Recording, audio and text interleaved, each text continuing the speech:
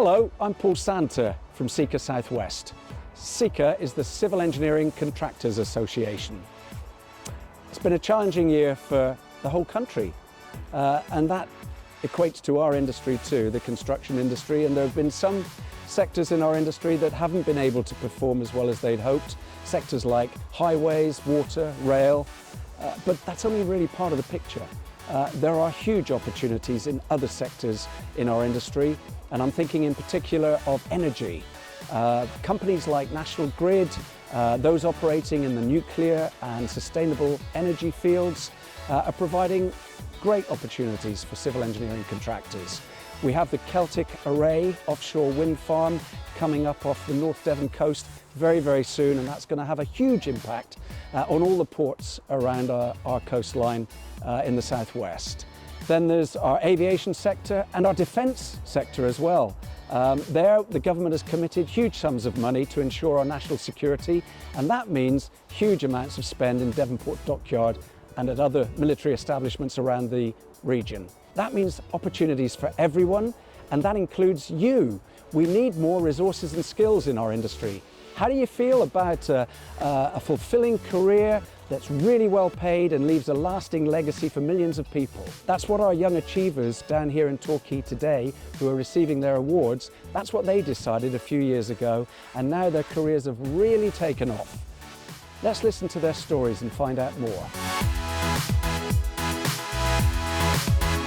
I'm delighted to be a finalist. I was shocked initially, just that I'm in such a great cohort with amazing people and so many interesting placements, but really grateful to have been nominated. So at the University of Bath, I'm studying structural and architectural engineering. I decided on a career in civil engineering because I've always been a creative person, but I've always also really liked maths and physics.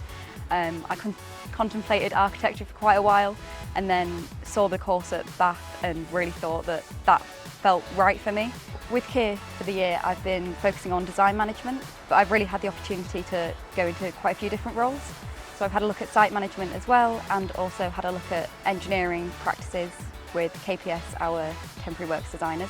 With Kier, I've had the opportunity to work on lots of different projects, my main focus being with the MOD, which has been really interesting working for their engineers. But my main highlight would be doing my charity work.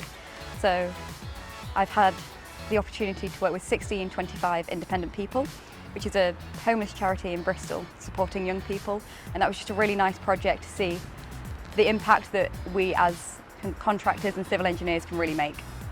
So the support with Kier was really amazing. I've had so many different mentors, managers and buddies that have really helped support, but also just the general team around the office has been great. Everyone's been willing to help, everyone's been willing to have a chat, tell me about what they do and show me a bit of their work. Personally, I think it's been great as a confidence builder, being in that different environment around different people. In the future, I'm looking forward to going back to Kier and carrying on with the grad programme they have to offer, and hopefully carrying on through design management into chartership maybe. I definitely recommend the structural and architectural engineering course to other people. It's so interesting to see the work that engineers have and on the built environment that we create and how much of a difference we can make for people. It's definitely an industry I'd recommend for young people. There's currently a massive skill shortage in the younger generations in construction, but I've had a really positive experience with it, and being a female in a male-dominated industry as well, I haven't felt out of place ever.